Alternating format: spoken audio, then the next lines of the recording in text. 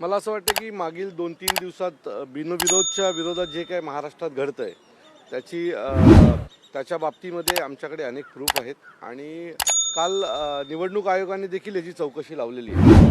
तर फक्त त्याची चौकशी लावून होणार नाही, कारण जे आर ओ आहेत किंवा जे जिल्हाधिकारी आहेत यांनीच आधीपासून या सगळ्या गोष्टीमध्ये त्यांची इन्व्हॉल्वमेंट आहे.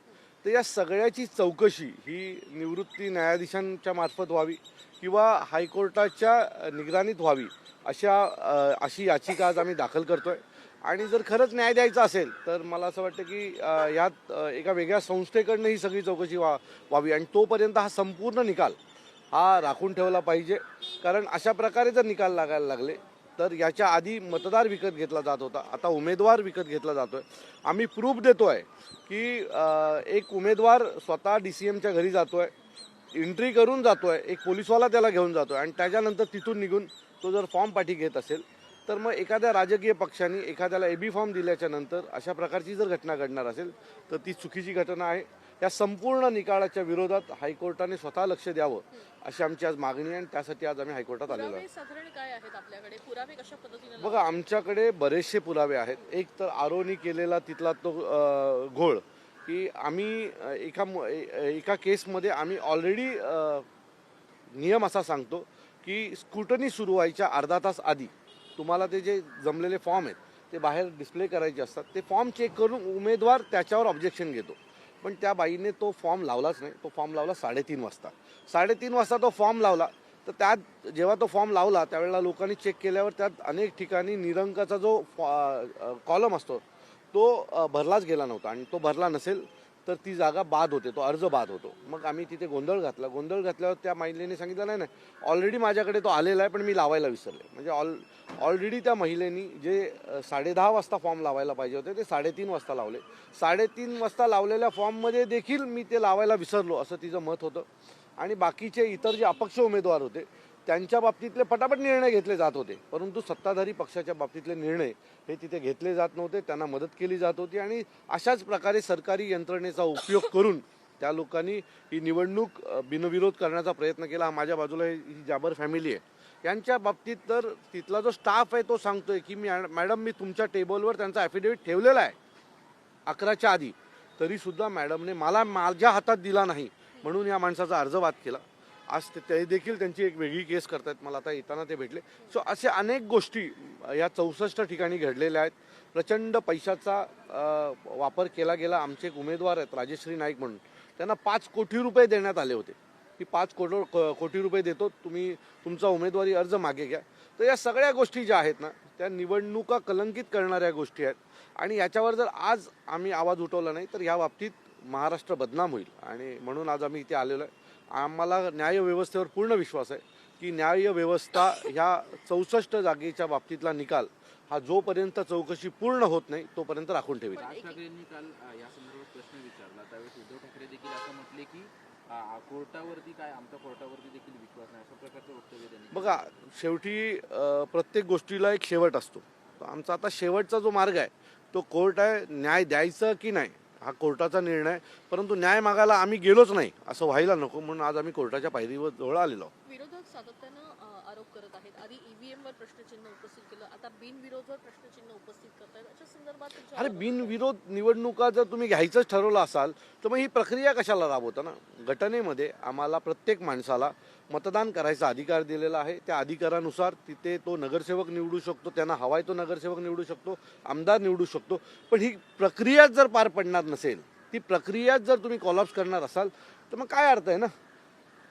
सो त्याच्या बाबतीत न्याय मागायला आज आम्ही इथे आलेलो आहोत आणि अपेक्षित आहे की इथे आम्हाला त्या बाबतीतला न्याय मिळेल. तुम्हाला वारंवार वेगवेगळ्या गोष्टींना लढा द्यावा लागतो. सुरुवातीला EVM संदर्भात लढा द्यावा लागला, मतदार यादी, त्याच्यानंतर आता बिनविरोधवर. हो, कारण ह्याच्या बाबतीत निवडणूक आयोग जो आहे तो पूर्णपणे सरकारी यंत्रणेला मिळालेला आहे आणि त्याच्यामुळे आम्हाला न्याय मिळतच नाही आहे. आणि शेवटी मदत मिळत नाही म्हणून लढायचं नाही असं कुठे आहे ना. लढत तर हवं लागेल, नाही तर यांना हे राजेशाही आणतील, लोकशाही बंद करतील. सो लढा द्यायला पाहिजे, पण आम्ही तो लढा देताना कायदेशीर लढा देखील देण्याची तयारी केलेली आहे. आणि एका बाजूला रस्त्यावर जे काय लढायचं आहे ते आम्ही रोज लढतोच आहे, पण त्याच्यासोबत कायदेशीरही लढाई आम्ही याच्यापुढे लढणार आहोत. मी परत सांगतो, नोटा हा देखील एक ऑप्शन आहे, बरोबर आहे. आता नोटा ऑप्शन जर तिथे असेल तर मग नोटा आणि जो काही एक उरलाय तो उमेदवार यांच्यात निवडणूक झाली पाहिजे. किमान लोकांना कळलं पाहिजे ना की तुम्ही दिलेला उमेदवार आम्हाला पसंत नाही आहे. मी तुम्हाला सांगतो, नोटा ऑप्शनचा जर वापर केला ना तर आत्ताच्या घडीला सर्व जागेंवर किमान 10,000 मतं यांच्या विरोधात पडतील. परंतु हे सगळं निवडणूक यंत्रणेला करायचं नाही आहे. तिथले आरओ, तिथले जिल्हाधिकारी हे सगळे यांना भेटलेले आहेत. कारण मी नेहमी म्हणतो की निवडणूक यंत्रणा म्हणजे काही वेगळी नाही आहे. निवडणूक एक वेगळी संस्था आहे असं म्हटलं जातं, पण तसं नाही आहे. निवडणूक संस्थेमध्ये जी काम करणारी लोक आहेत ती त्या शहरामधली महानगरपालिकेचे अधिकारी आहेत, उपजिल्हाधिकारी आहेत, जिल्हाधिकारी आहेत, सहाय्यक आयुक्त आहेत आणि हेच निवडणूक पुढे नेत असतात. निवडणूक एक वेगळी संस्था आहे, फक्त नाव आहे. पण खाली काम करणारी ही लोक ही रोज या नगरसेवक आमदारांच्या संपर्कातलीच माणसं असतात. आणि मग निवडणुकीच्या दरम्यान 5 वर्ष हे यांना मदत करतात आणि निवडणुकीच्या दरम्यान हे अधिकारी या नगरसेवक आमदारांना मदत करतात आणि त्याच्यामुळे ह्या निवडणुका निष्पक्ष होत नाहीत.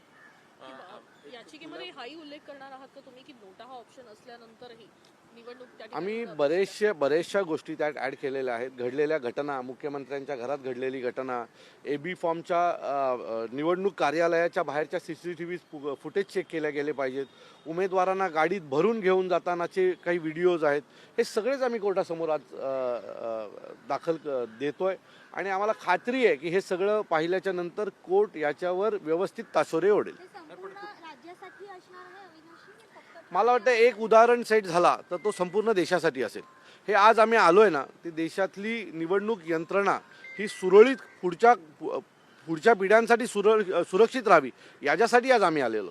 कारण एक निर्णय, मुंबई हायकोर्टाचा एक निर्णय देशातील विविध निवडणुकांवर परिणाम देणारा असेल. तुमचं काही राजसाहेबांशी बोलणं झाले का? काल पत्रकार परिषदेत ते म्हटले होते की मी तुम्हाला पहिल्याच दिवशी सांगितलं होतं की ज्या दिवशी ही घटना घडली आणि त्याच्या दुसऱ्या दिवशी मी साहेबांना भेटलो, त्याच वेळेला ते म्हटले की मी अशा प्रकारची निवडणूक पहिल्यांदाच बघतोय.